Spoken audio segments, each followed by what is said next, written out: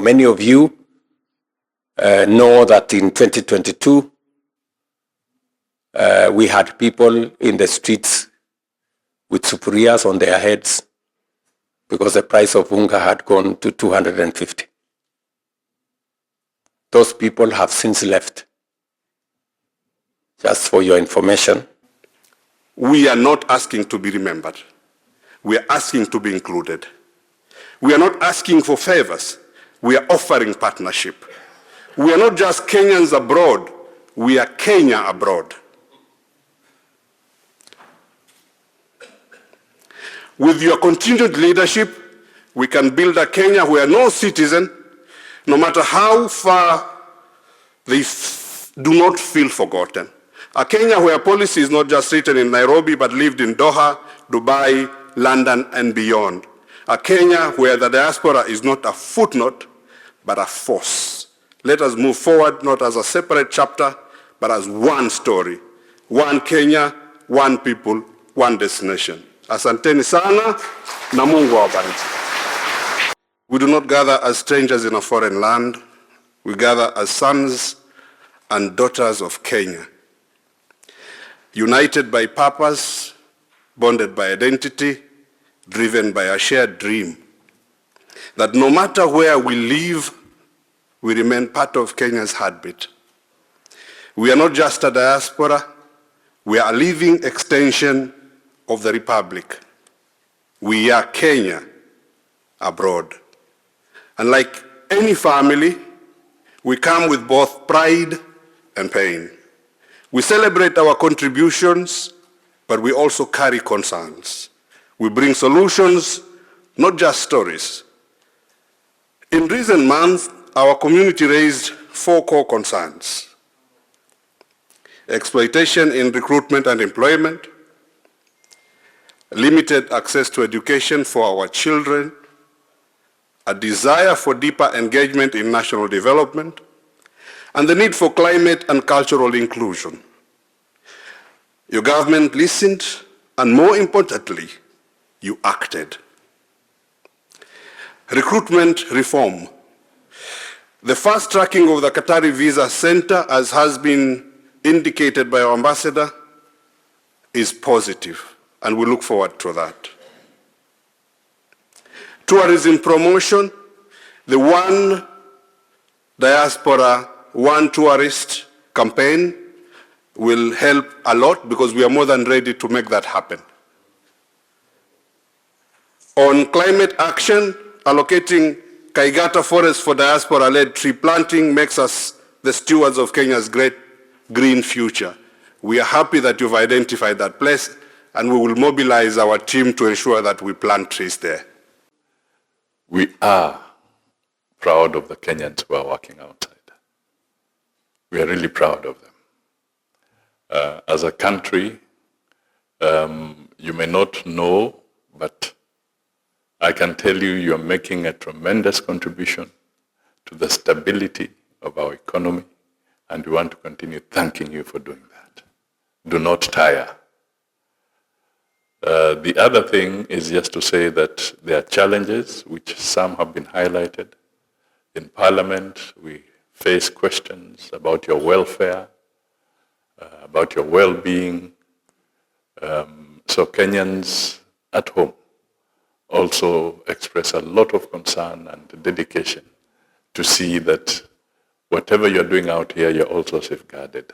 And indeed, the Constitution demands that the government of the day protects Kenyan citizens, whether they are in their country or they are outside their country. So this is something that we want to reassure you about for the Kenyan government. And finally, to say that we are happy that we are getting less and less incidents of Kenyans violating laws in other countries. That again is a very important message. Once in a while you can have an incident, sometimes very tragic incidents, but by and large, the reputation of the Kenyans is broadly very good across the globe.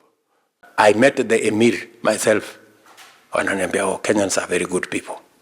You know, they are contributing to our economy. Which is okay. But nani alisema these good people cannot contribute to their own economy at home? Mnanielewa? So, please, let me persuade you. Let me persuade you that we can do this ourselves. And I'm not, it's not just you I'm trying to persuade.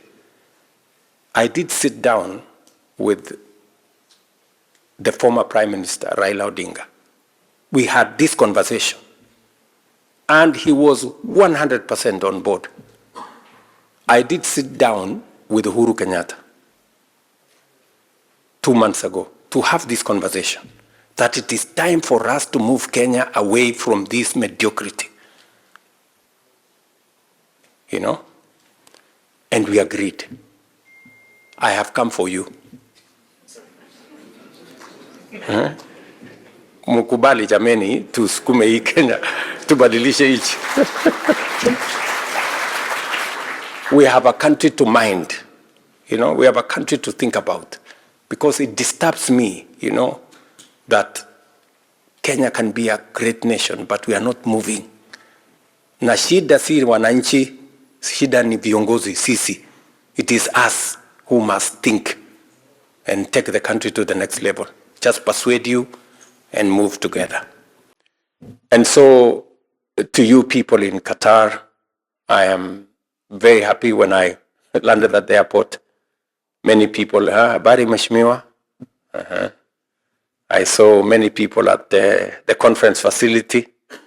I was wondering whether I was in Nairobi or whether I was in Nairobi or I was in Qatar.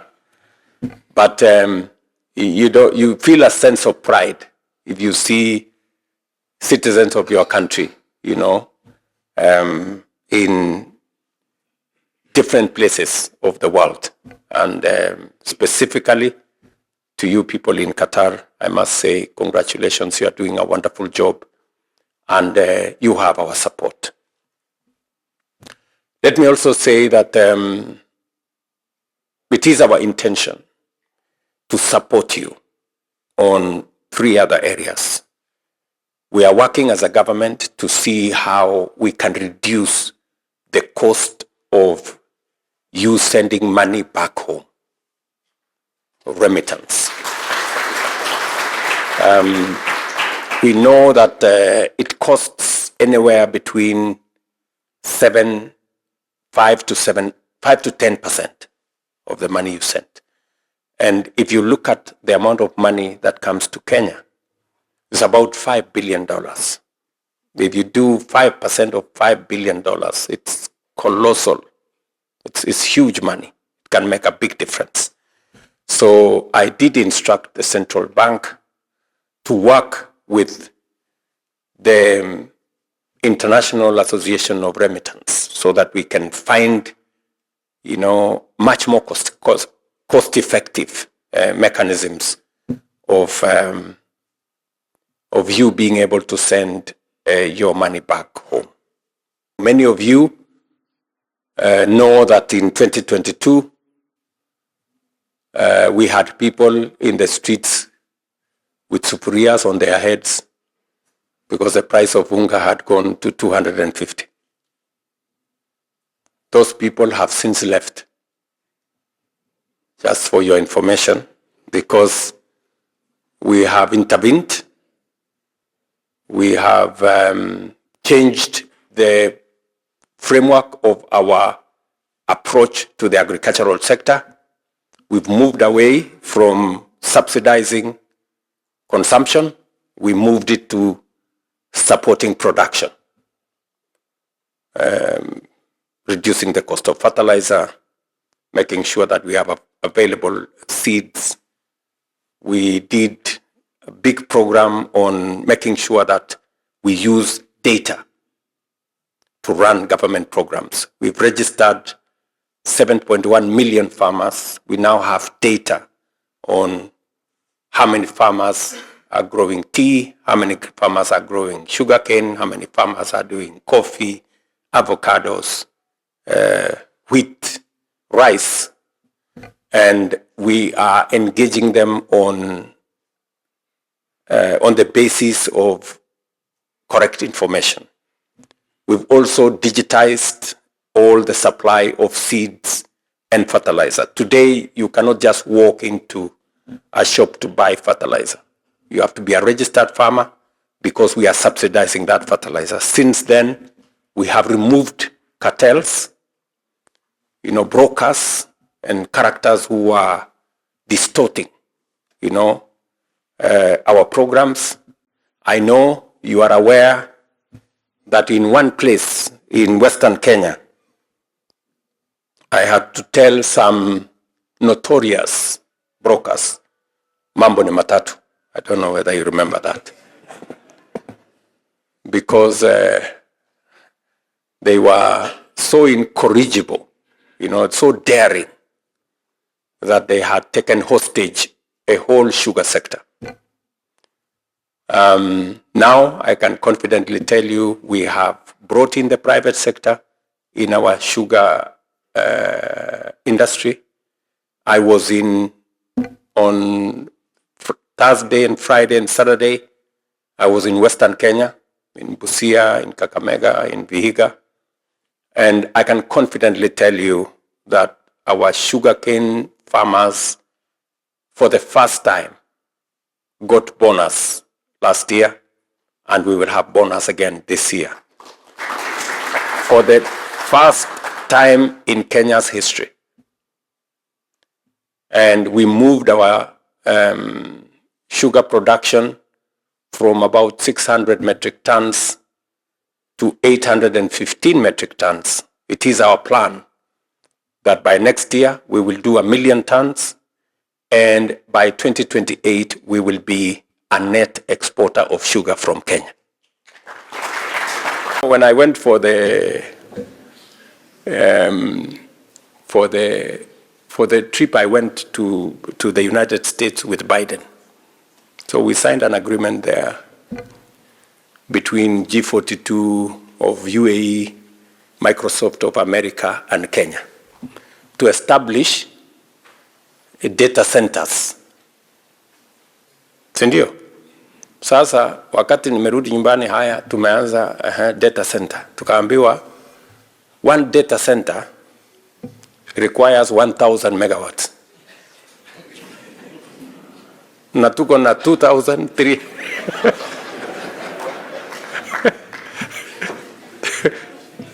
tuko na 2,300 megawatts the whole country.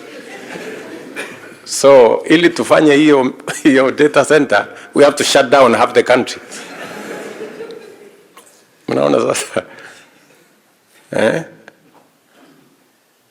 So we need to have, if we have to industrialize, if we have to engage in manufacturing, we need minimum 10,000 megawatts of energy. And we need it like yesterday. There was a gentleman called Samuel Njagi Mbugu, who, if you have been following, was kidnapped in Ethiopia. I think it's a few months ago, actually in October. But the good news is that we've been working with the government in Ethiopia. Our ambassador has really gone out of his way. The Ministry of Foreign Affairs have gone out of their way. Finally, we have managed to locate Njagi. And there was a demand of ransom by the abductors. It is just terrible, of 3 million shillings. But the company that Njagi was involved in working for has paid that amount. We now have Mr. Njagi in our embassy in Addis, and we will take him back home. I mean, I just thought of mentioning this so that, we can all understand that as long as we have information about where you are, about what you're doing, the company you're working for, we can always be supportive and use the diplomatic channels and means to make sure that everybody is safe. And if you run into trouble, we can find ways of getting you out. Otherwise, I don't wish any one of you to get into any trouble. Please stay out of trouble, and I wish you well. May God bless you. Say hello to your families, and my very best wishes. We had many very bad people operating as recruitment agencies. And we had very crooked, very unprofessional people. So we have had to change the registration process for recruitment agencies. And we have had to disappoint many people because recruitment agencies that had a track record of doing the wrong thing, we've had to deregister almost 600 recruitment agencies. We have had to deregister them because they were doing the wrong thing. They were picking money from people. They were sending people with, tourist visa. Many of the complaints that we got were because of the recruitment agencies doing the wrong things. We've since created a multi-agency team that now looks at the whole exercise of Kenyans being recruited outside Kenya in a holistic manner. We have gone through the motions to make sure that all the job opportunities from every part of the world are posted on a government website where everybody can see, so that if it is not in the government website, then you know that job is actually fake. We have also streamlined the processes to make sure that if you're looking for a passport, we've reduced the time for people who have a letter of employment from waiting for 2-3 months. Now you can get a passport in 2-3 days. We've created a green channel for the people like yourselves who have a job outside Kenya, so that we can encourage, more recruitment agencies, more Kenyans to apply. And we've also, apart from creating a green channel for passports, we have also found a mechanism where Kenyans who do not have the money to pay for tickets, we're now finding a way with our National Youth Fund, and we are also taking it now to Uwezo Fund, so that they can find money which they refund after some time to buy themselves tickets and find their way to jobs. I have also been very clear on making sure that we do not send Kenyans to countries that we do not have bilateral labor agreements. We are signing more bilateral labor agreements. We are upgrading those that already exist. Like already there is a conversation between the government of Kenya and the state of Qatar on making sure that we now increase the number of skilled workforce that comes into this country. We're doing the same in Saudi Arabia. We're lucky we've done this again last year with Germany, with Austria. I had a conversation with the president of Hungary again today, and we are looking at opportunities there. He will be visiting Kenya sometime early next year for us to conclude that process. So our aim is to have bilateral labor agreements with at least 19 or 25 countries where we are certain that we have a firm government-to-government engagement that ensures that citizens of Kenya in those countries have the legal protection of both the government of Kenya and the host country government to make sure that we protect our citizens. You have spoken to the core issues that you think are of concern to you, and you have spoken in a very profound way. You have actually spoken to how we can solve them, not how big the problems are, but how possible the solutions can be achieved. And therefore, it's a very positive conversation. It is true that in the last election, I did make a commitment that we will have a much more robust and a better engagement with our diaspora.